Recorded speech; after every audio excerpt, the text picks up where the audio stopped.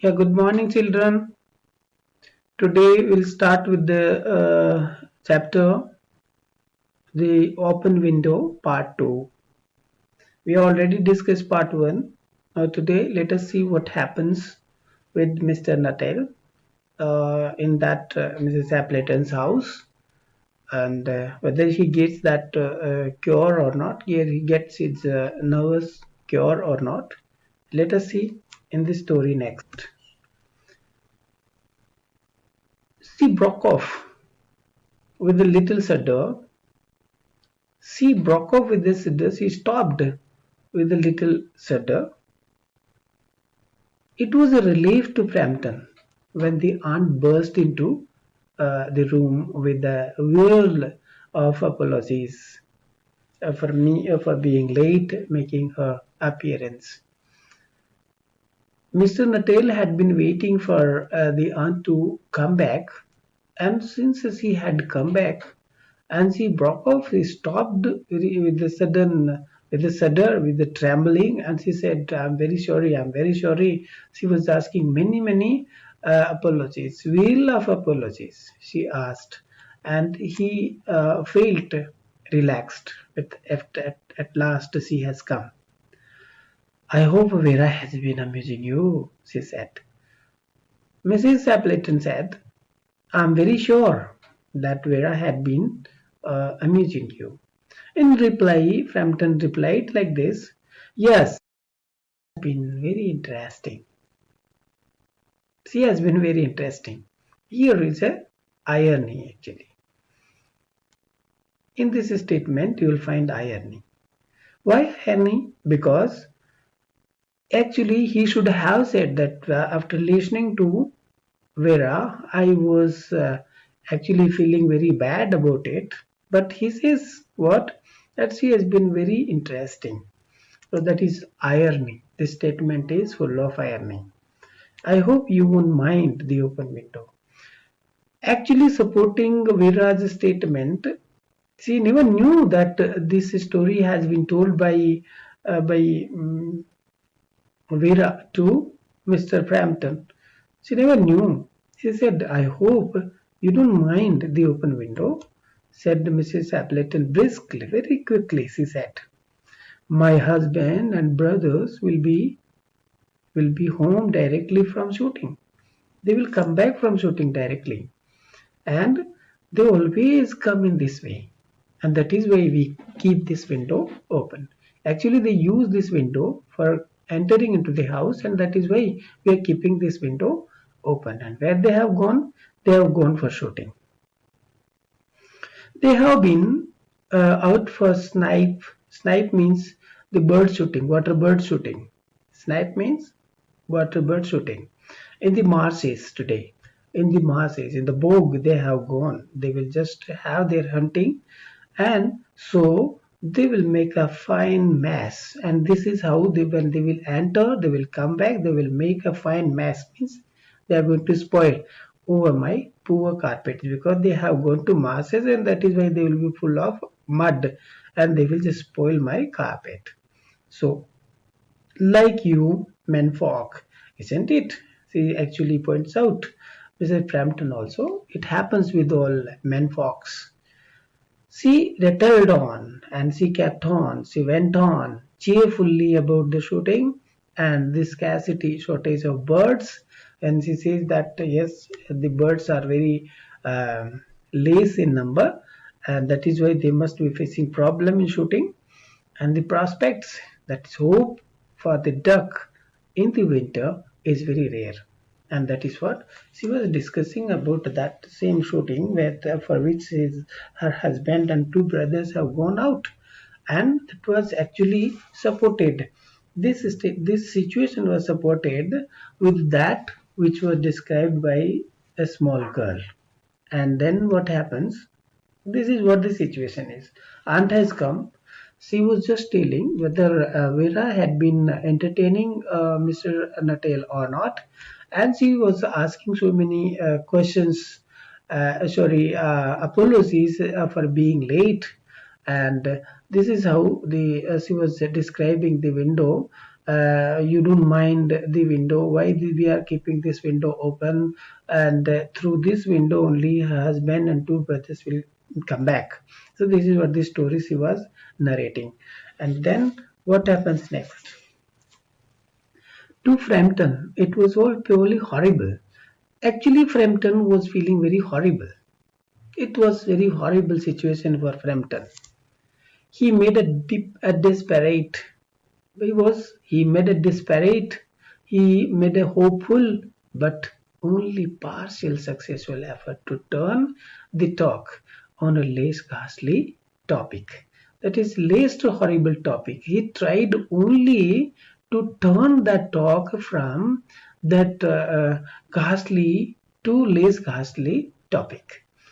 He was conscious that his hostess was giving him only a fragment of her attention, and then he actually felt that his hostess is the person who entertains the guest.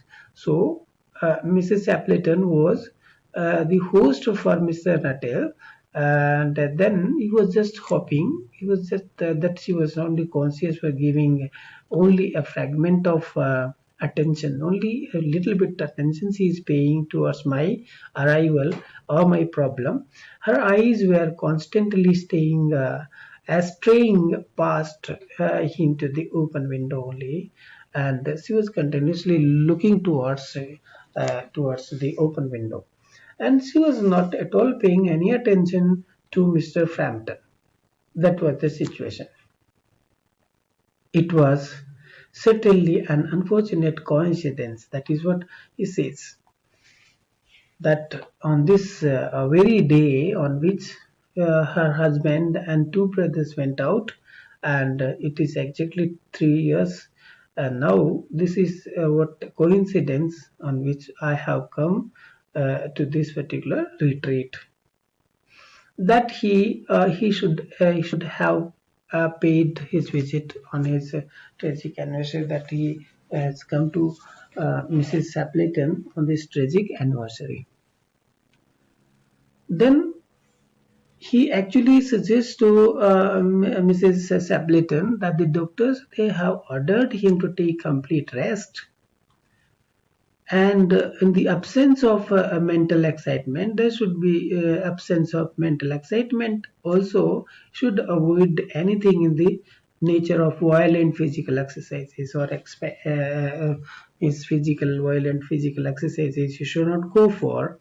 Should avoid anything which is very serious, and should have mental uh, relax, means he should not have any excitement in the mind.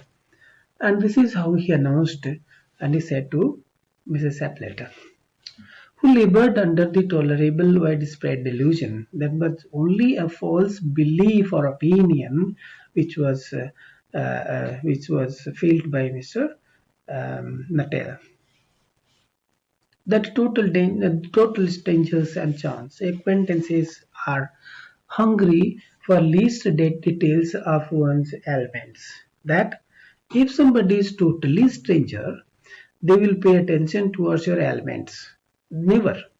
If you are going to total strangers, they are not going to pay much attention towards your ailments and infirmities, whatever the weaknesses are there in you, whatever the drawbacks are there in your health, they will not pay any attention if they are totally stranger. Their cause and cure, and why he is feeling that weakness, why he is suffering from that ailments, they will never go to that cause and cure. Never. That is what Mr. Frampton failed. On the matter of diet, they are not so much in agreement, he continued. He says, as far as the matter of diet is concerned, they never agreed actually for the diet.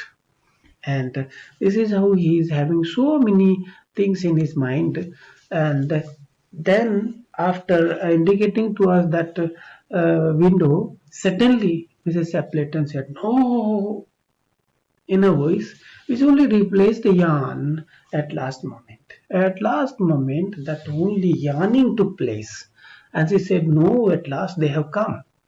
Then she suddenly frightened into alert attention, and after calling out, after crying, "No," she just brightened into alert attention. There was brightness on her face, but not to what Frampton was saying. But the brightness was not towards what Frampton was saying. Where it was? It was towards the window, towards those figures which were approaching to that window. And this is how. "Here they are at last," she cried. She said, "Oh, yes, at last they have come." And then what happens?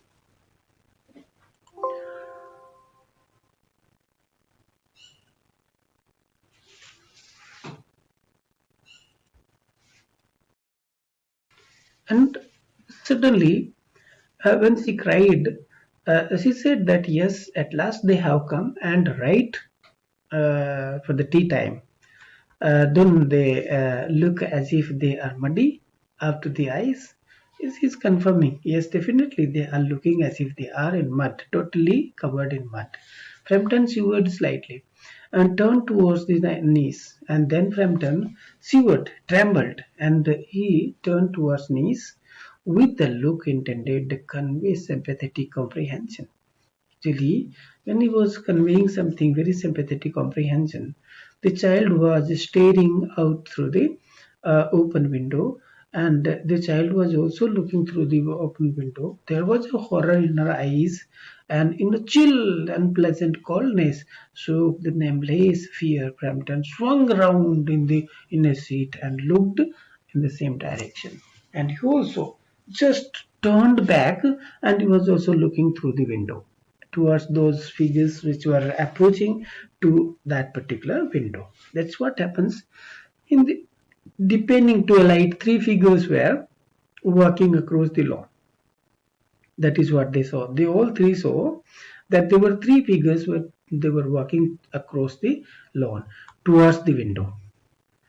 Now they all carried guns under their arms, and they were with guns under their arms. One of them was additionally burdened with the white coat that was discussed earlier, and over her shoulder a tired brown spaniel kept close at their heels actually, and there was another companion, the spaniel, which were very close to them. Noiselessly they neared the house, and very near they came. Hoarse, rough voice came from the outside and say, "I say, Birdie, why do you bound?" There was a voice, and this is how these three figures they approached. And here you can see that there is a spaniel. There are three figures, and all of them they were looking through the window outside. And then what happens? There is a comprehensive check. What did Mrs. Appleton say about the window? Tell me what is the answer to this question. What did Mrs. Appleton say about the window, that open window? So Mrs. Appleton told Frampton, not till that, her husband and brothers were expected soon through that window. They would enter the house through the window.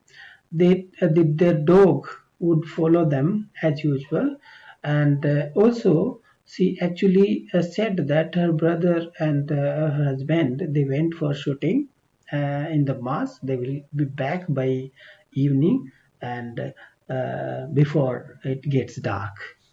That is what she says. Now, next question. The horror on the girl's face made Frampton swing around in his chair. What did he see? Actually, what was the horror on girl's face? And why did Frampton swing around in his chair? And what did he see actually? So the girls looked through the open window.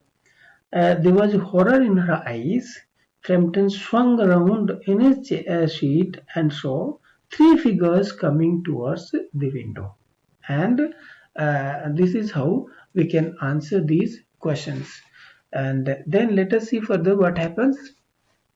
Frampton grabbed, when he saw those three figures, he grabbed wildly at his stick and hat. Stick and hat, he grabbed the hall door.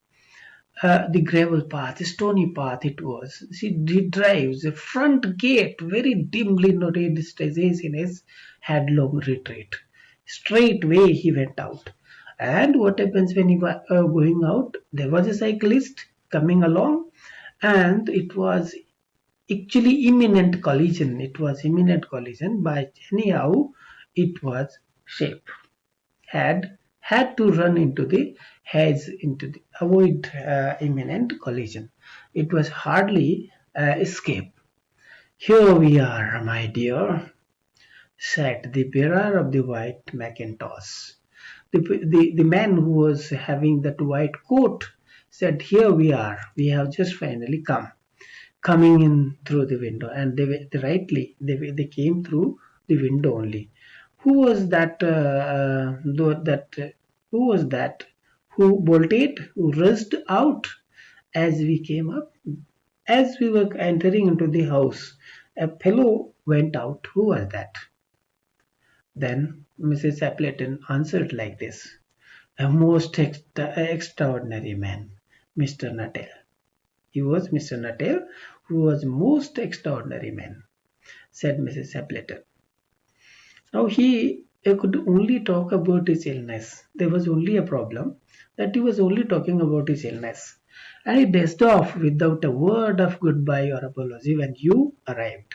When you arrived, he didn't say any goodbye, he didn't say any apology that he was leaving. He dashed off suddenly when he saw you. One would think as he had seen the ghost. And the situation, in that situation, one would have said that he might have seen the ghost. I expect it was the spaniel. And then that young niece said, I think it is not these three, but I think it is a spaniel. Why? Because he told me this niece, she cooked another story. See that he told me that he had an horror of dogs. That he had an horror of dog. He was once hunted into the cemetery. He was once attacked by the dogs in the cemetery somewhere on the banks of the Ganges by a pack of dogs.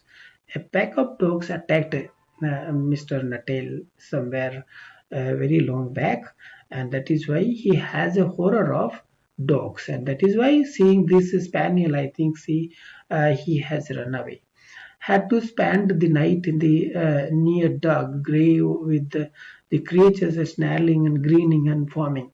So this is how, because the dogs attacked him and he was forced to stay the night throughout the night between these creatures who were snarling, who were grinning, who were foaming.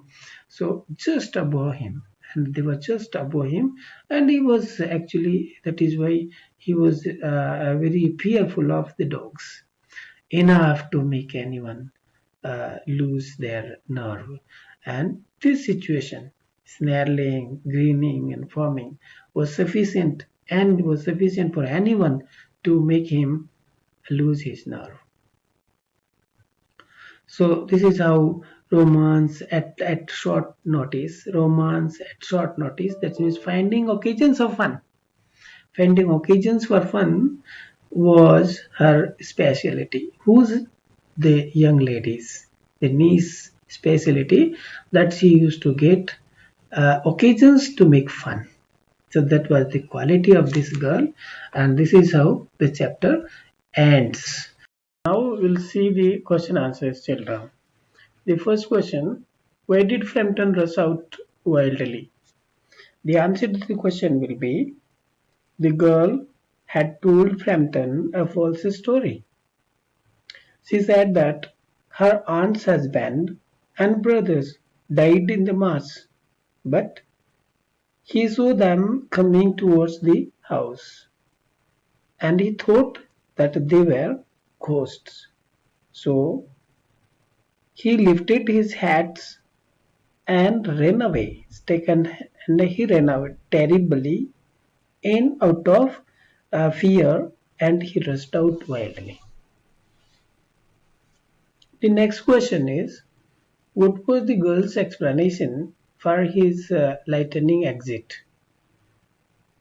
Why did he run away so wildly, and what did the girl explain about his lightning exit? So your answer will be that the girl explanation was that Frampton's Nuttall was afraid of the dog. He had told her about his bitter experience of the dogs, so he made a sudden and quick exit. So the girls gave this explanation that once Mr. Nuttall told her a story that he got nerves because of the dog's attack, and that is why he is afraid of the dogs, and this is why he made the quick exit. Here are some new words for you, children.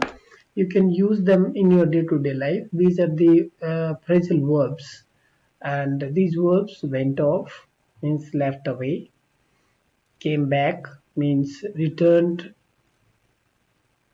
gave way, collapsed, went out, left, broke off, trembled with fear or excitement, settled on, went on talking. And next,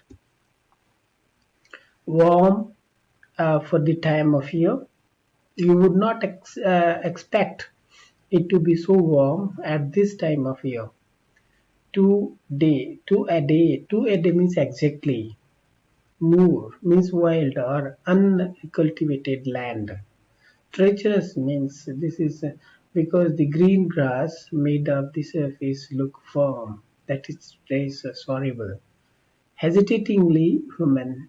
Hesitatingly human means the girl's voice broke off as if she were overcome by her human feelings of pity for her aunt. Hesitatingly human. Bertie, why do you bound? This is a popular song which Mrs. Appleton's brother used to sing when he actually used to tease. Early 10th century, it was a actually song, and he used to tease singing this. Creepy word used by children, meaning means some more new words are like this.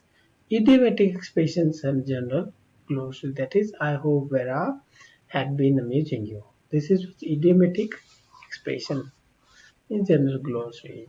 Directly, immediately. A fine mess, sarcastic expression that for a lot of dirt. Duck. So hunting speak of ducks collectively in this way. Irony is another term in this lesson, amusing and strange aspect of situation that is very different from what you expect to be in reality. The use of words that you say opposite of what you expect. Irony of situation in this story is we can take an example that Mr. Natel, who came to rural retreat for getting his nerves cured, but instead of getting cured, they worsened, and this is how irony has taken place. The situation of irony has taken place in this situation, and this is how we have ended this chapter. Thank you very much, children. Bye bye.